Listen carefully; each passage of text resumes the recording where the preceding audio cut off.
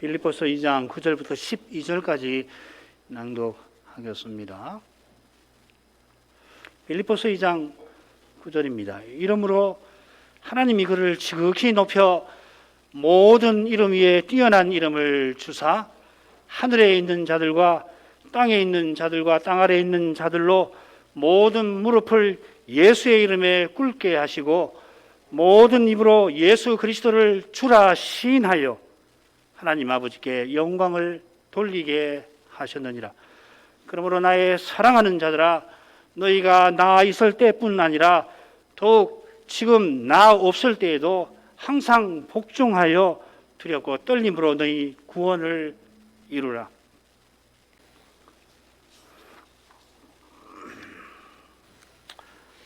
우리 교회는 새해 첫날에 삼위 하나님을 예배합니다.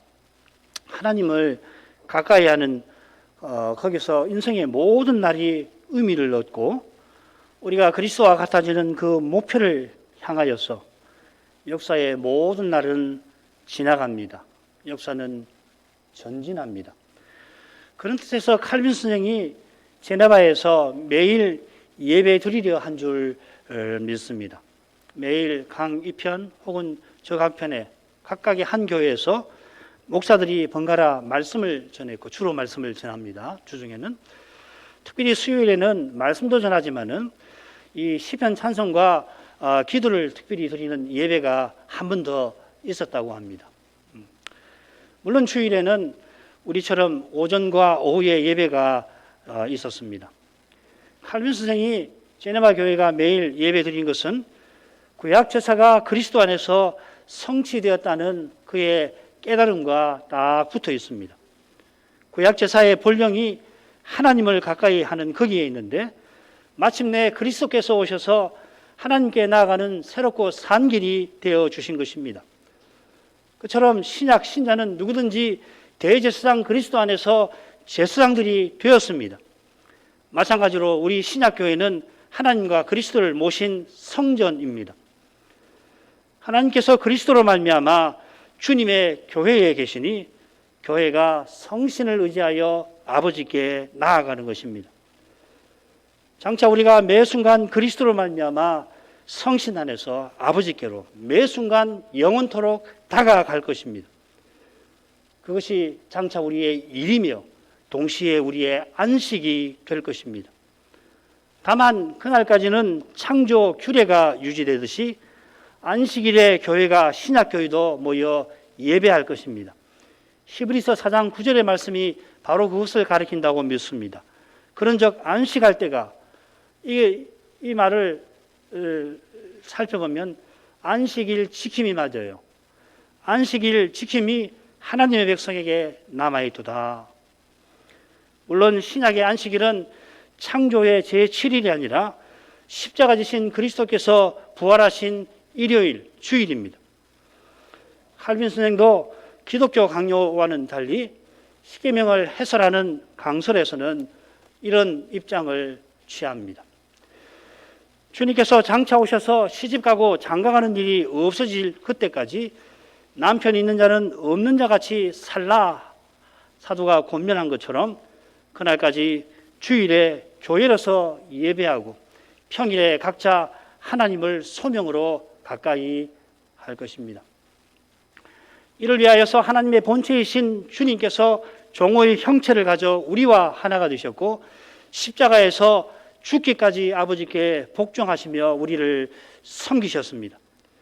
자, 이것이 이 성탄에 살핀 그리스도 창가의 전반부인데 오늘 후반부를 통해서 주님의 높아지심을 또 생각하도록 하시죠. 9절부터 11절까지를 다시 읽습니다. 이러므로 하나님이 그를 지극히 높여 모든 이름 위에 뛰어난 이름을 주사 하늘에 있는 자들과 땅에 있는 자들과 땅 아래에 있는 자들로 모든 무릎을 예수의 이름에 꿇게 하시고 모든 입으로 예수 그리스도를 주라 시인하여 하나님 아버지께 영광을 돌리게 하셨느니라. 이 후반부는 첫째 부분과 짝을 이룹니다.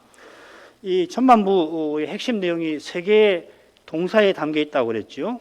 여기셨다, 그리고 여기지 아니하시고 하나님 동등됨을 취할 것으로 여기지 아니하시고, 그리고 비우셨다, 그리고 낮추셨다. 이것과 반대되는 동사가 이 역순으로 이 둘째 부분에 차례로 나와 핵심 내용을 담습니다. 높이셨다, 그리고 주셨다, 그리고 굵게 하시고 신하게 하셨다, 이렇게 되겠습니다. 사도는 9절 처음에 이름으로를 힘주어서 말합니다. 이 번역하기 어려운데 굳이 한다면 과연 이름으로 이렇게 표현을 하고 있습니다. 그냥 이름으로라고 하지 않고 거기 말 한마디를 더 넣어요. 과연 이름으로. 사도가 이름으로 할 때 가리키는 것은 첫째 부분이겠습니다만은, 전체겠습니다만은, 그 중에서 죽기까지 복종하셨으니 그 십자가에 죽으심이라, 이걸 특별히 가리키면서 강조하는 겁니다.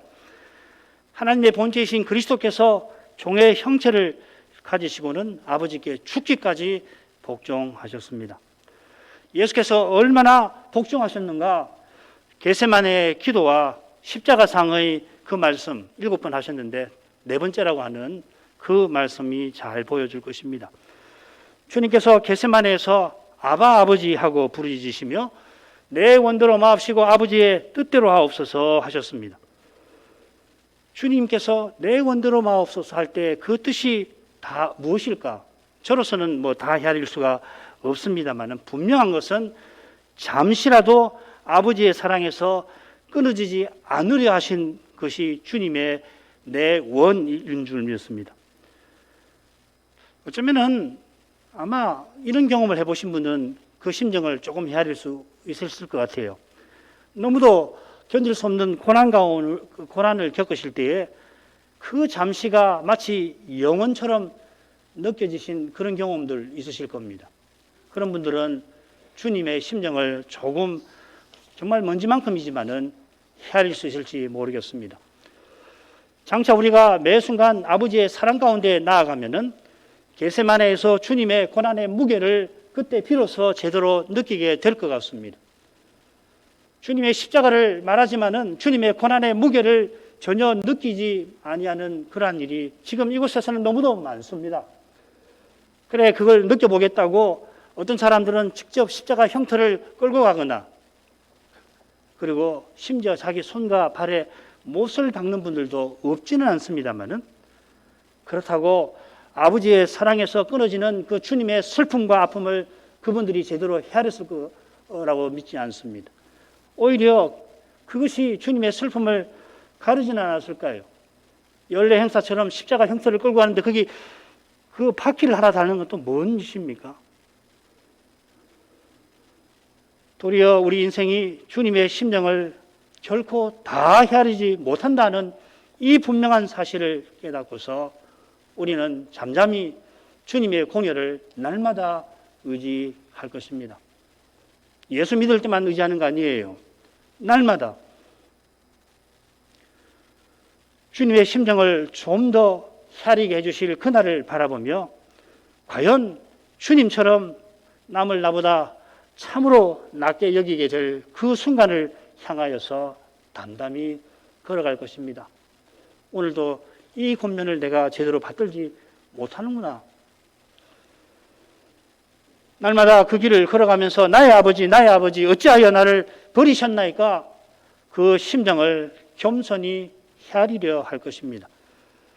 주님께서 절규하며 쏟아내신 어찌하여를 마치 다 안다는 듯이 내 죄책을 담당하려고 돌아가셨지, 이렇게 툭 내뱉는 그런 고백으로 그 심정을 가리지 말아야 할 것입니다.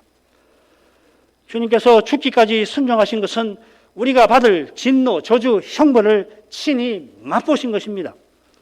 십자가에서 3시간 맛보셨다고들 해석하죠. 3시간 동안 온 세상이 캄캄해질 때에 하나님께서 그 광경을 가리시고 3시간 동안 아들에게 그 진노와 저주와 형벌을 내리셨다고 하는데, 그 3시간 동안 그 시간이 무한히 순간순간으로 나눠질 것 같은데, 무한히 나누어지는 그 순간순간 주님은 지옥의 형벌을 받으신 것도 같습니다.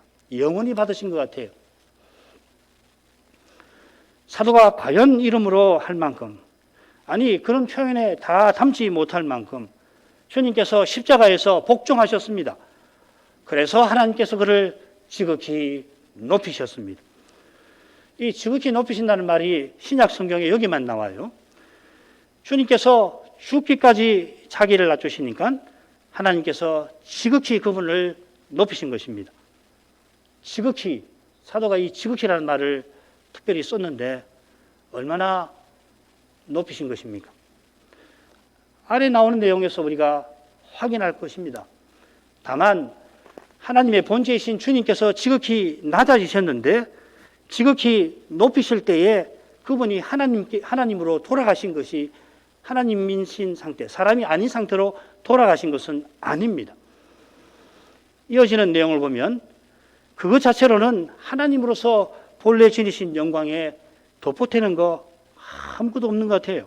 예를 들면 예수님을 향해서 모든 입이 주라 시인하라 하게 하셨다고 그랬는데 그것이야 하나님이시니까 이미 당연히 받으시는 것 아니에요. 주님께서 부활 때에 사람으로서 지극히 높아지신 것입니다. 이것이 뭡니까? 사람인 우리를 위하여 그리하신 것입니다. 과연 장차 우리가 그리스도와 같아지게 하려고 그리하신 것입니다. 하나님이 태초에 사람을 하나님의 형상대로 지으신 목표가 무엇인가? 바로 부활하신 그리스도입니다. 우리 인생이 타락하여 죄 있는 육신이 되고 영원한 형벌을 받아야 했기 때문에 주님께서 거기서 벗어나서 창조의 목표에 도달하게 하시려고 죄 있는 육신의 모양까지 취하셨던 것입니다. 우리 기독교는 그저 죄 사함 받아 천국 가는 것만 아닙니다. 이 말은 죄 사함이 그리 중요하지 않다거나 천국 가는 것이 별로 대수롭지 않다는 뜻 결코 아닙니다. 죄 사함, 천국 얼마나 중요한지 십자가 지시고 부활하신 그리스도를 알면은 금방 알게 되는 것입니다. 바울은 우리의 구원을 그리스도를 얻고 그분 안에서 발견되는 것이라고 표현합니다. 요약하는 것입니다. 그리스도를 얻어 죄 사함 받는 것이고 그리스도 안에 늘 있는 바로 거기에 천국이 천국다운 뜻이 거기 있는 것입니다.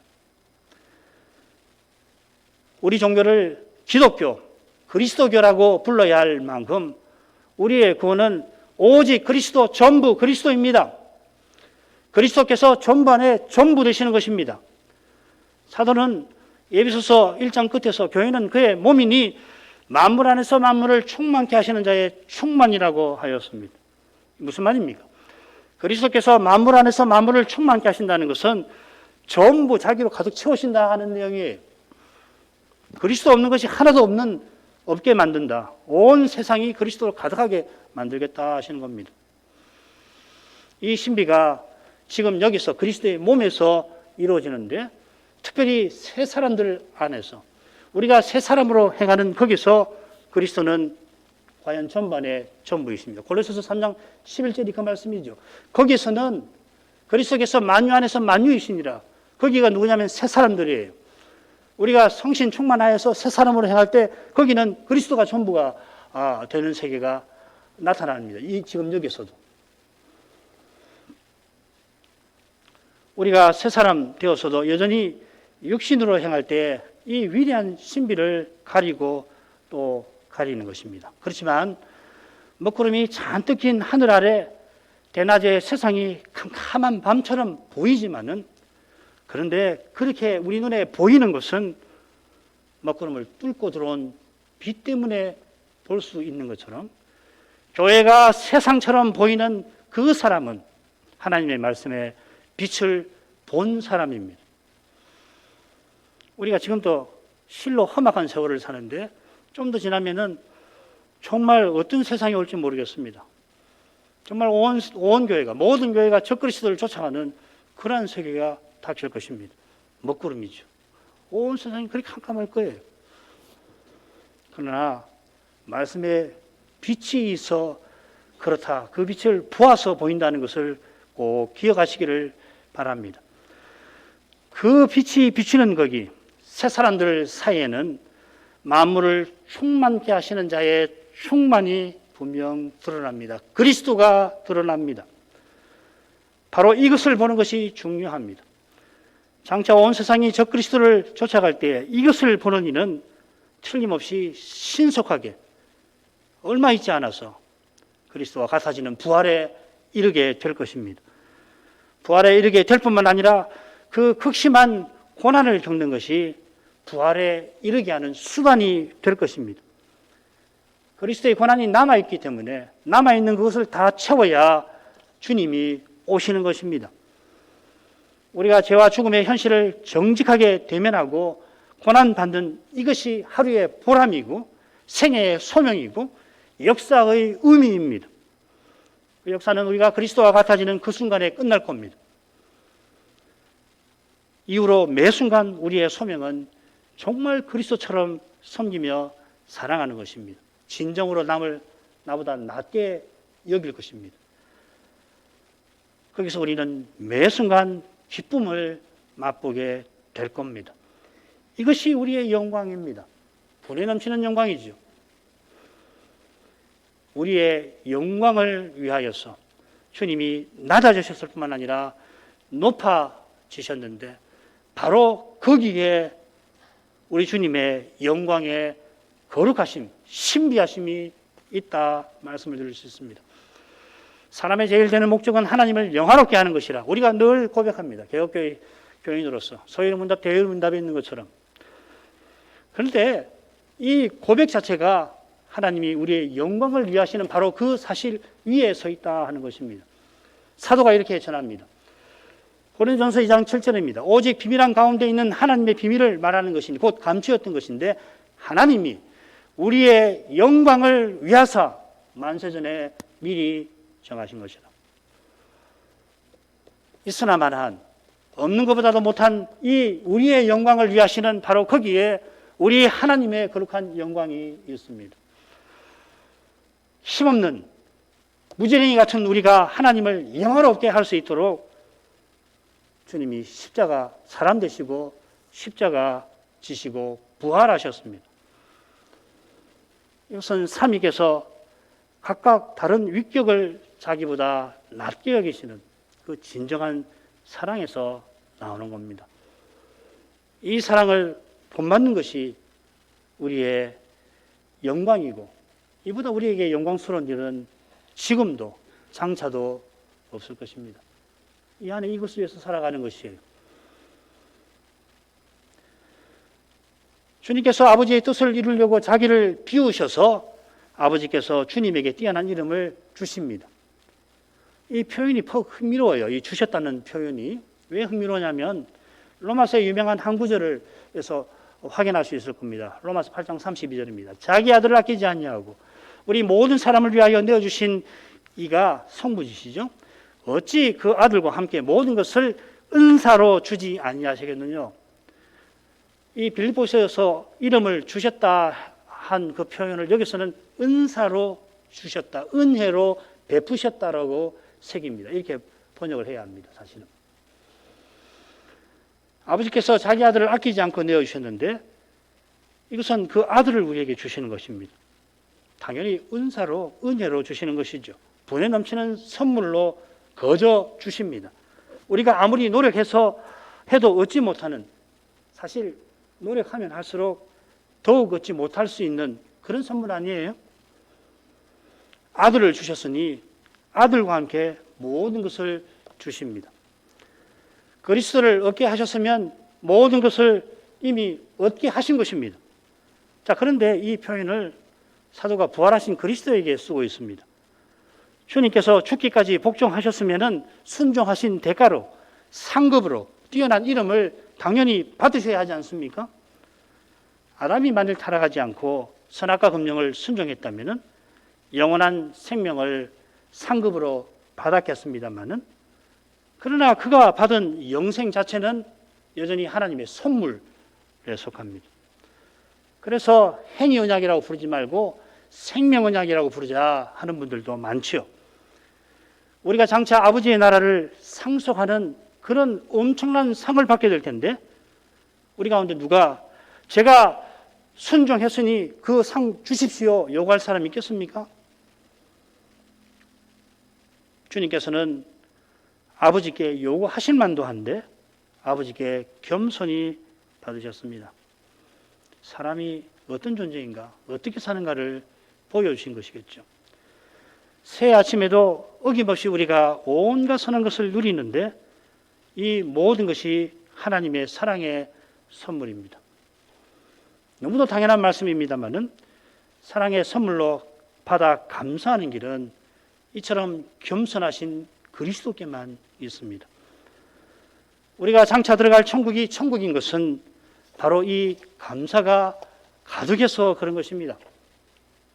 그처럼 지금 여기서 감사함으로 간구하는 기도에 천국의 아름다움이 번질 것입니다. 이런 기도 어렵죠.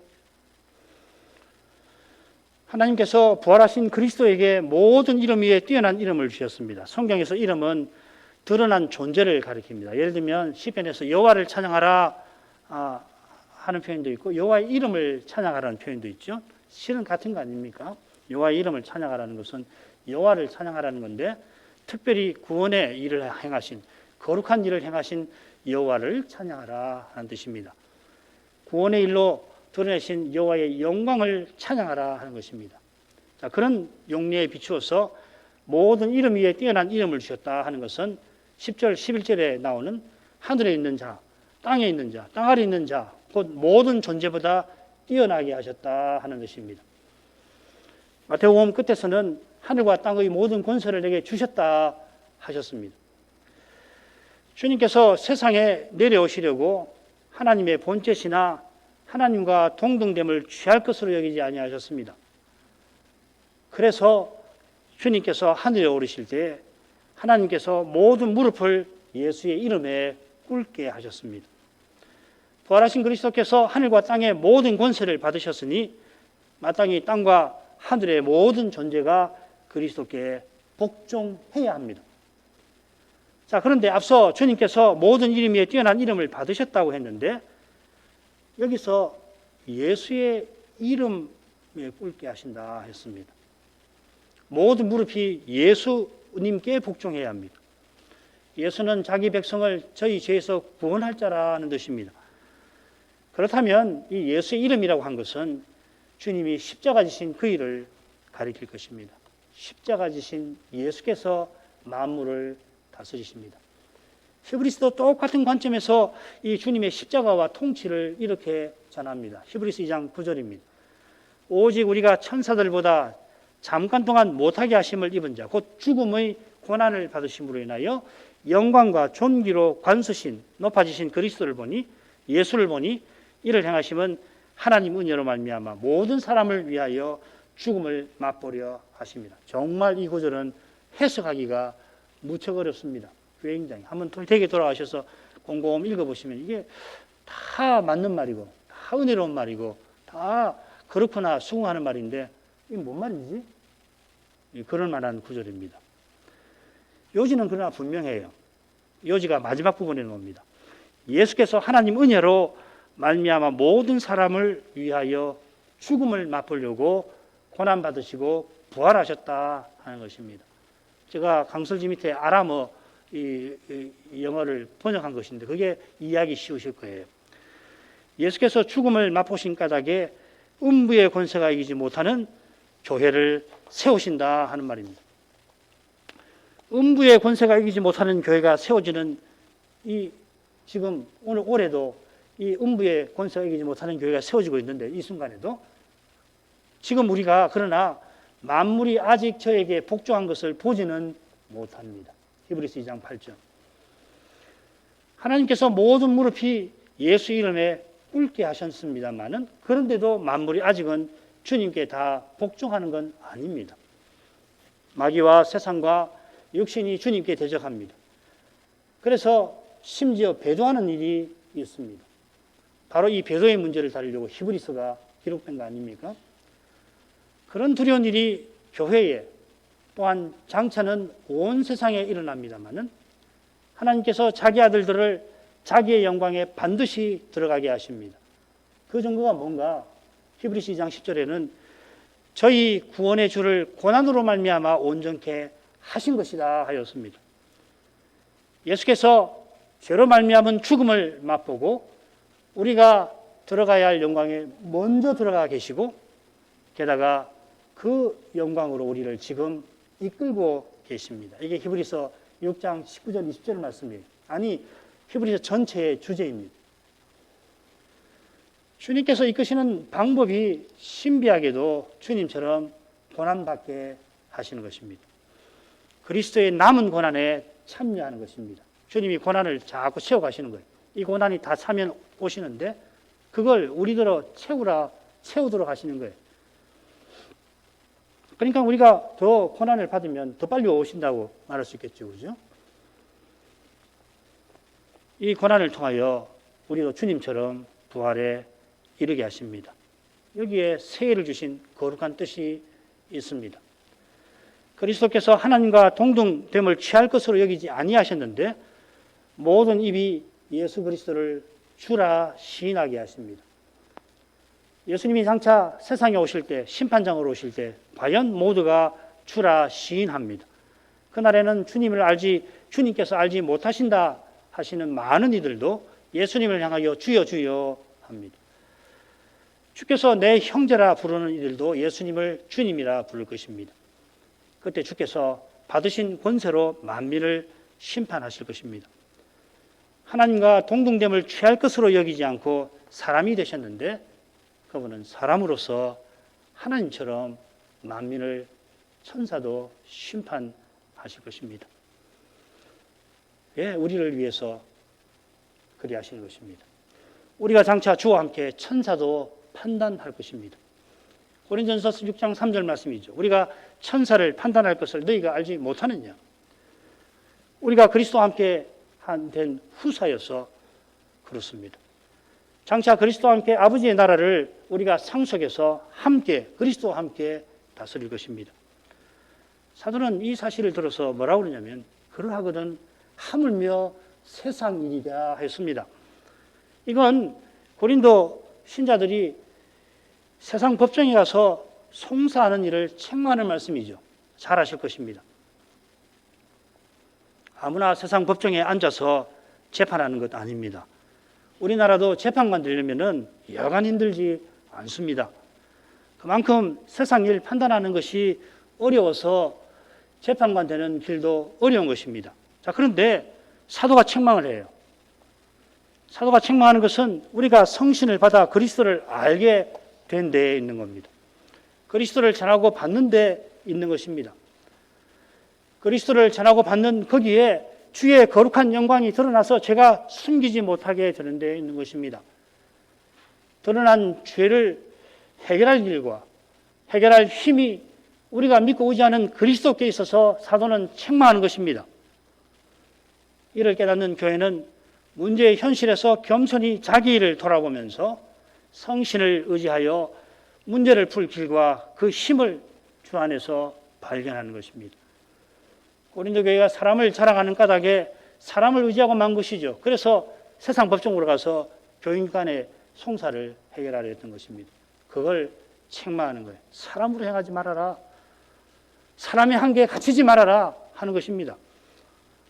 그래서 사도는 자기를 하실 이는 신령한 사람은 모든 것을 판단하나 자기는 아무에게도 판단을 받지 아니한다. 고린전서 2장 마지막에 교훈했고, 그래서 사도는 자기를 판단하실 이는 오직 주님이시라고 알고 고린도 교인들에게 판단받는 것을 매우 작은 일이라 여기며 그다음 자기도 자기를 판단하지 아니하였습니다. 우리가 하나님 앞에 주님 앞에 정직히 서면 주님은 갈 길을 보이시고 인도하십니다.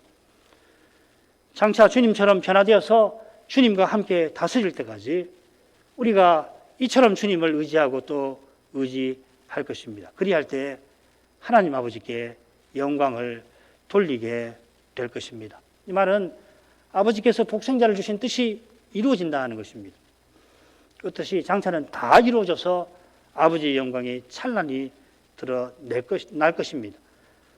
그때처럼 우리가 그리스도처럼 되어서 서로 섬기는 방식으로 다스릴 것입니다. 그때를 향하여 이 하루도 이처럼 지나가고 있습니다. 12절 조금 살피고 끝내지요. 그러므로 나의 사랑하는 자들아, 지금 나 있을 때뿐 아니라 더욱 지금 나 없을 때에도 항상 복종하여 두렵고 떨림으로 너희 구원을 이루라. 항상 복종하여. 그리스도 참가 핵심 내용이 떠오르시죠. 죽기까지 복종하셨으니. 그처럼 그리스도처럼 남을 나보다 낫게 여기는 그 마음, 그렇게 살려는 심정이 두렵고 떨림으로 너희 구원을 이루라 하는 본면으로 이어지는 것입니다. 그러니까 이 부분을 이달락의 맺은말로 봐도 좋고, 물론 대부분은 13절과 연결해서 생각을 합니다. 우리는 맺은말로 생각을 해보려고 합니다. 사도가 빌립보 교회를 나의 사랑하는 자들이라 부르면서 간곡히 권면합니다. 나의 사랑하는 자들, 익숙하실지 모르지만은 별로 나오지 않습니다. 고린도전서에만 2번, 이 빌립보서만 2번 나옵니다. 그리스도 창가가 나온 사도의 마음이 빌립보 교회를 향하여 절절한 사랑으로 이어졌을 것입니다. 사랑하는 이들이 항상 복종한 것을 사도가 언급을 해요. 한글 개역은 복종하여 구원을 이루라 해서 복종하라는 명령으로 읽히지 않습니까? 그것보다는 어떻게 되냐면은 항상 순종했던 것처럼 이렇게 되어 있습니다. 여러분들이 항상 순종했던 것처럼 구원을 이루십시오. 이렇게 되어 있습니다. 이 복종은 주님을 향한 것이죠. 주님께서 아버지께 복종하신 까닭에 빌립보 신자도 주님께 복종할 수 있었습니다. 아버지께 복종하신 주님께서 빌립보 교회들어 복종하게 하신 것입니다. 이게 5회 살필 13절의 요지입니다. 이런 사실에 근거해서 사도는 심지어 항상 복종했다, 고도 표현하는 것입니다. 설마니 빌립보 신자들이 주님께 복종하지 아니한 때가 전혀 없었다는 뜻 아니겠지요. 빌립보 교회가 아마 신실하게 복종한 것 같은데 그게 주님의 은혜에 있음을 가리키는 것입니다. 그리고 이것이 구원을 이루라는 본면과 딱 붙어 있습니다. 주신 은혜를 가리키면서 구원을 이루십시오 하는 겁니다. 하나님께서 명하시는 것을 먼저 주시고 주신 것을 명령하십니다. 주지 않은 거 내놓으라 하지 않았습니다. 그리스도를 은혜로 주시고 그 그리스도를 드러내라 하시는 것입니다. 그리스도를 받지 않았으면 드러내지 못하는 겁니다. 받은 그리스도를 드러내야지 자기를 드러내면 안 되는 거죠.